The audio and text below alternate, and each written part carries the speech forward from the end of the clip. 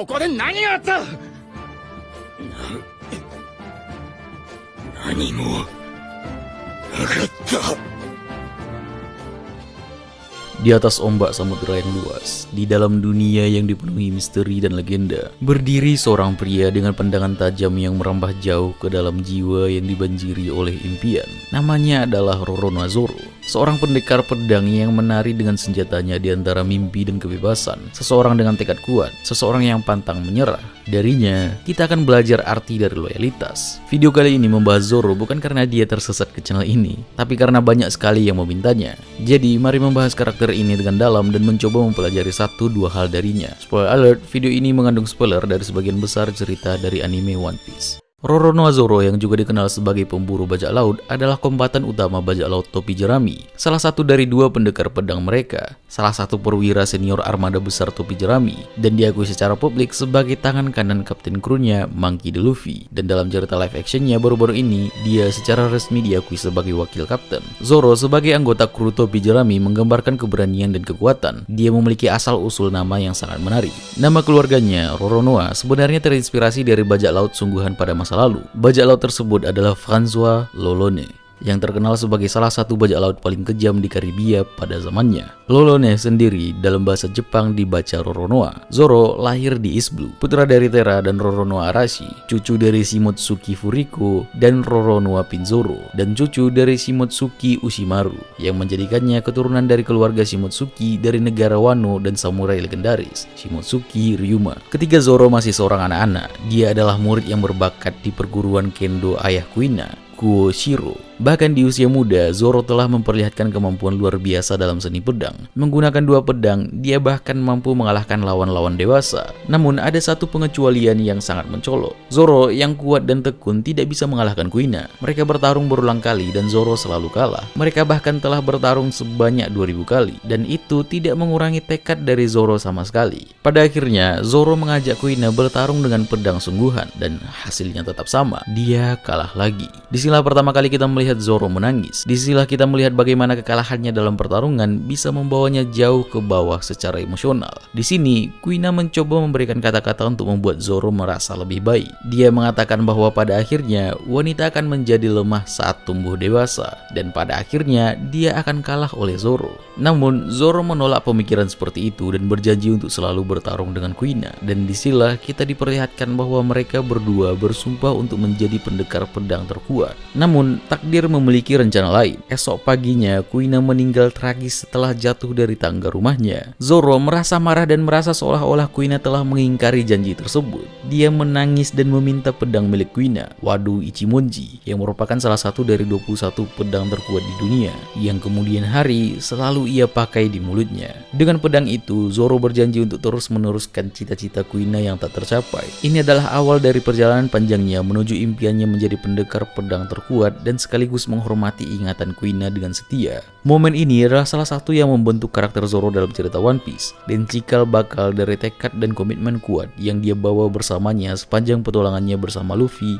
dan anggota kru topi jerami lainnya. Sebagai master jurus 3 pedang, gaya ilmu pedang yang ia ciptakan selama pelatihan masa kecilnya di desa Shimotsuki, Zoro adalah salah satu dari 3 petarung paling kuat di topi jerami bersama Luffy dan Sanji yang disebut sebagai trio monster. Selain sebagai salah satu bagian dari kru topi jerami dan sebagai mantan pemburu hadiah, harga buronannya yang cukup besar saat tiba di Kepulauan Sabaody menyebabkan Zoro bersama Luffy termasuk di antara 11 supernova, yaitu 11 bajak laut pemula dengan nilai tebusan lebih dari 100 juta beri yang telah mencapai redline, di mana miliknya sendiri bernilai 120 juta beri. Dia dan 10 supernova lainnya kemudian disebut sebagai generasi terburu. Tanpa diragukan lagi, Zoro adalah seorang pejuang, seseorang yang bekerja keras dan pantang menyerah. Ia tidak pernah menyerah melakukan duel sebanyak 2001 kali walaupun tidak pernah menang sekalipun. Entah sikapnya ini mencerminkan keuletan dan ketabahan atau hanya sekedar keras kepala atau mungkin malah gabungan dari keduanya. Zoro mempunyai mimpi dan ambisi yang besar untuk menjadi pendekar pedang terbaik di dunia dan akan menebas siapapun yang berani menghalangi tujuannya.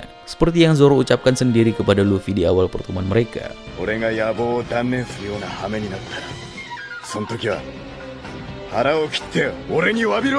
Akan tetapi, ketika Luffy berada dalam keadaan tak berdaya, ketika Luffy akan ditangkap dan mungkin akan dibunuh oleh si Chibukai, Bartholomew Kuma. Di momen ini, Zoro rela menyerahkan nyawanya dan menerima rasa sakit yang luar biasa. Dan yang paling penting, ia rela menyerahkan mimpinya untuk menjadi pendekar pedang terbaik. Disinilah kita melihat seberapa besar rasa hormat dan kepercayaan yang dia miliki terhadap Luffy.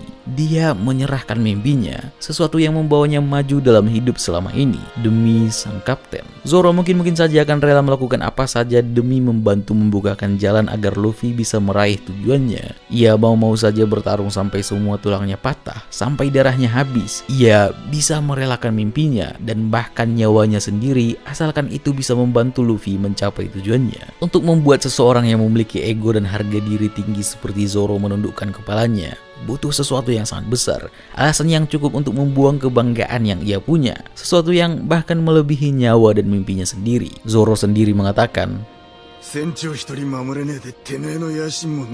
disinilah kita mulai melihat karakter Zoro dengan lebih dalam. Loyalitas yang dimiliki lebih tinggi dari segalanya. Di matanya, loyalitas lebih tinggi daripada mimpinya sendiri. Dan kalau diperdalam lagi, mimpinya untuk menjadi pendekar pedang terbaik di dunia bukanlah semata-mata karena ingin itu. Dia memiliki mimpi itu bukan untuk dirinya sendiri, tapi itu adalah bentuk loyalitas terhadap Kuina, seseorang yang dia hormati. Dia terus-menerus mencoba untuk mencapai itu demi Kuina, bukan demi dirinya sendiri. Jadi sangat masuk akal dia menempatkan kaptennya di atas dirinya sendiri, di atas mimpinya sendiri, karena baginya loyalitas adalah segalanya. Satu scene yang menggambarkan ini semua, tepat ketika semua kru topi jerami kembali sadar saat Sanji menemukan Zoro tengah berdiri tegak dan bersimbah darah. Ketika Sanji bertanya kepada Zoro atas apa yang telah terjadi, Zoro berkata bahwa tidak ada apapun yang terjadi. Di momen ini, entah kenapa Zoro terlihat sangat keren. Sikap seperti inilah yang biasanya akan mengundang dan mendatangkan kekaguman dan rasa hormat. Zoro melakukan semua itu semata-mata hanya untuk melindungi Luffy dan mimpinya.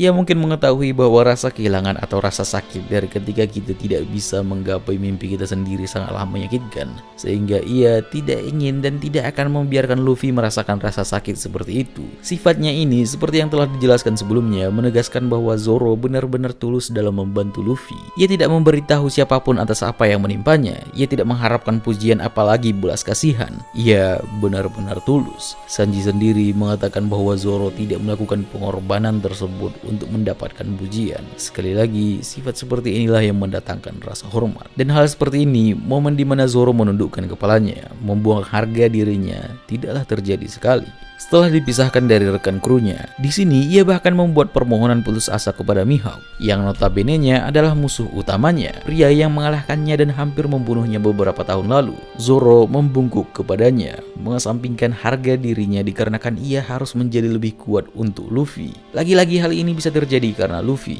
Meskipun Zoro beralasan bahwa ia minta dilatih untuk dapat mengalahkan Mihawk, namun baik kita maupun Mihawk tahu bahwa ketika seseorang seperti Zoro mau merendahkan dirinya, itu pasti menyangkut orang lain. Mihawk pun di sini berpendapat bahwa Zoro telah menemukan sesuatu yang melebihi ambisinya sendiri. Dan ada satu momen lagi yang pastinya tidak bisa dilupakan oleh semua pecinta One Piece, yaitu ketika Zoro menolak Luffy membawa Usopp kembali ke dalam kru topi jerami. Setelah serangkaian kejadian yang tidak menguntungkan, topi jerami harus mengucapkan selamat tinggal kepada kapal pertama mereka, Going Merry. Usopp kesal dengan Luffy karena dia merasa dia telah meninggalkan kapal yang sangat dia cintai. Dalam kemarahan, Usopp menantang Luffy untuk berduel dan kalah. Usopp kemudian berkata bahwa ia keluar dari kelompok yang telah memberikan warna di hidupnya itu. Ketika seluruh kru ingin menjemput Usopp dan memberinya kesempatan untuk kembali tanpa permintaan maaf, Zoro berdiri sebagai suara otoritas yang tegas. Dengan ketegasan yang khas, dia memutuskan untuk mengambil sikap yang kuat dan berbicara dengan nada yang menggema. Zoro yang selalu dikenal sebagai pemegang prinsip dan disiplin yang ketat, memandang kapten mereka, Luffy, sebagai pemimpin yang harus dihormati. Dalam momen tersebut, dengan lugas dan tegas, dia menginstruksikan Luffy untuk tetap berdiri tegak. Alasannya jelas, sebuah kru harus memiliki otoritas dan hierarki yang jelas, bahkan dalam hal-hal yang sulit. Kemudian, dengan sikap yang tegas, Zoro menghadap kepada rekan-rekan yang ingin memberi kesempatan kedua kepada Usopp. Dengan kata-kata tajam dan menggema, dia menyampaikan pesannya bahwa Luffy adalah kapten mereka, dan sebagai kapten, dia harus dihormati. Tidak ada tempat bagi sikap tidak hormat di dalam kru, dan Zoro tidak ingin menjadi bagian dari kru di mana kaptennya membiarkan sikap tidak hormat terang-terangan dari anggota krunya. Ada satu momen di mana Zoro bahkan akan menyelamatkan musuh bila itu disuruh oleh Luffy. Seperti ketika ia menyelamatkan Smoker yang tenggelam. Di sini, Zoro pada dasarnya tidak mau menyelamatkan seorang musuh, tetapi ketika perintah datang dari sang kapten, Luffy, dia dengan tegas mematuhinya.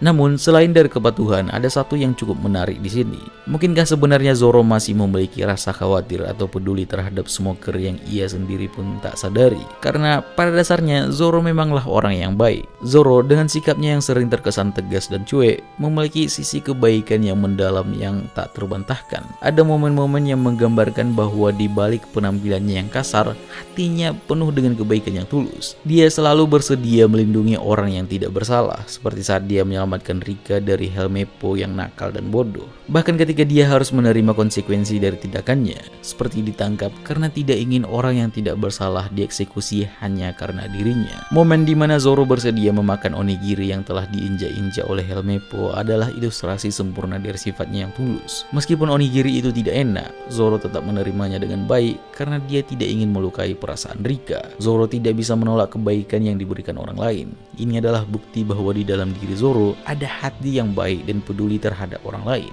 bahkan jika dia seringkali terlihat keras. Ada prinsip penting lain yang sangat dianut oleh Zoro yang membuatnya sangat setia, yaitu janji. Zoro memiliki prinsip kuat yang selalu memenuhi janji-janji yang dia buat, terutama kepada teman-temannya dan kru topi jerami. Hal ini merupakan salah satu aspek fundamental dari karakternya. Zoro percaya bahwa menepati janji adalah tanda kehormatan dan keberanian. Zoro memahami bahwa janji adalah sesuatu yang harus dihormati. Bagi dirinya, menepati janji adalah tanda kehormatan dan keberanian. Ketika dia memberikan kata-katanya, itu adalah komitmen yang harus ditepati, tanpa ragu-ragu. Itulah bagaimana dia melihat makna sebuah janji. Dia telah membuat berbagai janji selama pertolongan mereka, seperti janji untuk melindungi teman-temannya, mencapai impian bersama, dan mencapai tujuannya sebagai pendekar pedang terkuat. Prinsip ini mencerminkan komitmen dan kesetiaan Zoro terhadap orang-orang penting dalam hidupnya. Dengan kata lain, jika ada satu prinsip kunci yang dapat digunakan untuk menggambarkan nilai-nilai yang Zoro anut, itu adalah janji atau komitmen. Kemampuannya untuk memenuhi janji-janji yang dia buat, bahkan dalam situasi yang paling sulit, mencerminkan ketangguhan mentalnya. Zoro adalah tipe orang yang tidak akan goyah oleh tekanan atau kesulitan. Ketahanan adalah karakteristik kuat Zoro. Dia sering mengalami cedera serius dalam pertarungan, tetapi dia selalu bertahan dan bangkit kembali dengan semangat yang lebih besar. Zoro memiliki tujuan yang sangat jelas dalam hidupnya, yaitu menjadi pendekar pedang terkuat. Tujuan ini memberinya fokus dan arah yang stabil. Dia sendiri bahkan pernah mengatakan, 剣士として最強を目指すと決めた時から命なんてとうに捨ててる。 Ungkapan ini menunjukkan seberapa serius ia dalam mengejar mimpinya. Tidak ada main-main, tidak ada kata kembali. Ketika ucapan keluar dari mulutnya, maka ia akan berusaha sekuat tenaga untuk mewujudkan itu semua. Dia adalah contoh hidup bagi teman-temannya, terutama bagi Bro, Chopper maupun Usopp yang sama-sama sangat menghormatinya. Ada satu hal yang perlu kita ketahui lebih dari Zoro. Zoro merupakan seseorang yang memiliki kehormatan tinggi, di mana bahkan saat pertama kali melawan Rakul Mihawk, ketika ia mengalami kekalahan telak, Zoro tidak membiarkan punggungnya terluka. Menurutnya, luka di punggung merupakan hal yang memalukan untuk seorang pendekar pedang. Di kejadian ini, bahkan Mihawk sendiri pun mengakui betapa luar biasanya sikap yang ditunjukkan oleh Zoro. Di episode ke-65, di awal pertemuan mereka, di saat Zoro melawan Vivi, waktu itu Vivi memanggil Zoro dengan sebutan Mr. Bushido. Meskipun Zoro telah memiliki beberapa julukan, namun Mr. Bushido ini mengandung arti dan makna simbolis yang cukup untuk menggambarkan karakter seorang Roronoa Zoro. Bushido sendiri adalah istilah yang merujuk pada jalan prajurit dalam budaya Jepang, yang merupakan seperangkat kode dan nilai moral yang mengatur perilaku dan etika seorang samurai. Kode ini mencakup prinsip-prinsip seperti keberanian, kejujuran, kesetiaan, penghormatan, dan kedisiplinan yang diikuti oleh para samurai. Meskipun Zoro bukan seorang samurai, ada alasan kuat mengapa Vivi memanggilnya dengan sebutan Tuan Bushido atau Mr. Bushido. Ini sebenarnya merupakan penghormatan yang merujuk pada kemiripan Zoro dengan prinsip-prinsip Bushido, baik dalam sikapnya sebagai pejuang maupun dalam penggunaannya yang terampil terhadap katana. Sikap Zoro yang kuat, tekad yang tidak pernah goyah dalam pertempuran, kesetiaannya terhadap kru topi jerami, dan kode etiknya yang ketat dalam berlatih seni pedang adalah ciri-ciri yang membuatnya mirip dengan seorang samurai. Meskipun Zoro bukan seorang samurai samurai dalam konteks sejarah Jepang, dia secara simbolis mencerminkan nilai-nilai Bushido melalui prinsip-prinsip moralnya yang kuat dan keberaniannya dalam pertempuran. Jadi, sebutan Tuan Bushido yang diberikan oleh Vivi adalah cara yang cocok untuk mengakui persamaan nilai dan sikap Zoro dengan kode Bushido. Bahkan, jika tidak secara harfiah sebagai seorang samurai. Lalu pertanyaannya, apakah Zoro begitu setia terhadap Luffy dan kru topi jerami semata-mata hanya karena ia menjalankan prinsip Bushido ini? Loyalitas Zoro tidak hanya karena dia cerminan seorang samurai atau seseorang yang mengikuti prinsipnya, tetapi karena nilai-nilai yang dibagikan oleh kru topi jerami dan hubungan yang mereka bangun selama perjalanan mereka bersama.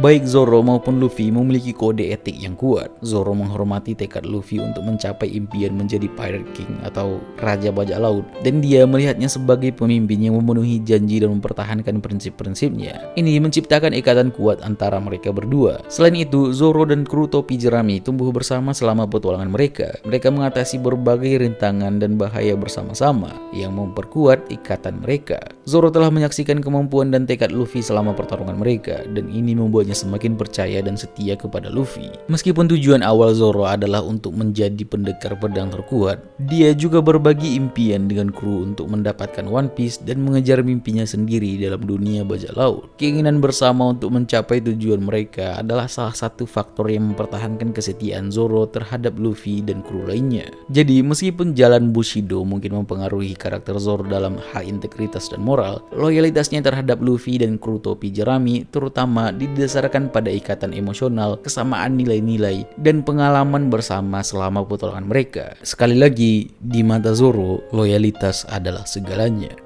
Dan juga satu hal yang terkadang dikaitkan dengan Zoro, yaitu stoikisme. Zoro adalah sosok yang menggambarkan prinsip-prinsip filosofi stoik melalui perjalanan hidupnya. Zoro adalah pribadi yang jarang terpengaruh oleh emosi negatif seperti kemarahan atau ketakutan, terutama dalam pertarungan sengit. Dia mampu menjaga ketenangannya di bawah tekanan yang mencerminkan kendali diri, salah satu aspek penting dalam filsafat stoik. Zoro juga melatar belakangi setiap tindakannya untuk dirinya sendiri, itu hanya karena dia ingin. Dia tidak pernah mengharapkan pujian maupun validasi dari pihak luar. Ketika ia ditertawakan karena gaya tiga pedangnya yang dianggap aneh oleh orang lain, ia tidak memusingkan hal itu. Ketika ia selalu kalah melawan Kuina, ia tidak menghiraukan ucapan orang lain yang merendahkannya. Ketika ia mengorbankan dirinya untuk Luffy dan teman-temannya, ia tidak mengatakan apapun, ia tidak mengharapkan apapun. Ia melakukan itu semua hanya karena ingin. Zoro tidak peduli reaksi orang lain akan bagaimana. Dia tidak peduli apakah ia akan dicap jahat oleh orang lain atau bahkan pemerintah dunia. Zoro paham bahwa seseorang hanya dapat mengendalikan reaksi dan tindakan mereka sendiri terhadap lingkungan eksternal yang tidak akan pernah bisa dikendalikan. Zoro adalah sosok yang mengilhami banyak orang dengan keberaniannya, keteguhan, dan prinsip-prinsipnya yang kuat. Dalam perjalanannya untuk mencapai impian menjadi pendekar pedang terkuat, dia tidak hanya menjadi pahlawan bagi kru topi jerami, tetapi juga simbol dari bagaimana tekad dan komitmen bisa mengubah nasib seseorang dalam dunia yang tidak terduga ini. Zoro berbeda dengan Luffy yang keturunan dari seorang pahlawan angkatan laut dan sang revolusioner. Berbeda juga dengan Sanji yang merupakan seorang pangeran kerajaan, bahkan dengan Usopp yang memiliki ayah yang luar biasa. Roronoa Zoro hanya orang biasa. Meskipun ia memiliki darah Shimotsuki Ryuma yang merupakan seorang samurai terhebat, namun itu sudah terpaut cukup jauh. Setidaknya tidak sedekat ketiga rekannya, Luffy, Sanji, dan Usopp. Jadi tidak heran apabila ia berjuang lebih keras dari yang lainnya. Ia merupakan satu-satunya orang di dalam kru topi jerami yang diperlihatkan masih sering berlatih ketika berada di atas kapal. Zoro mengetahui bahwa untuk orang biasa sepertinya, untuk bisa mencapai tujuannya, ia harus berusaha lebih keras dari orang lain. Ia mengetahui kekurangannya dan berani memperbaiki itu semua. Ia pantang menyerah, berbeda dengan kebanyakan orang yang akan langsung mundur ketika dihadapkan tembok tebal dan tinggi. Dan ini semua dia lakukan atas dasar janji, atas dasar loyalitas. Satu hal yang membuatnya sangat keren. Zoro memandang loyalitas adalah segalanya. Terima kasih.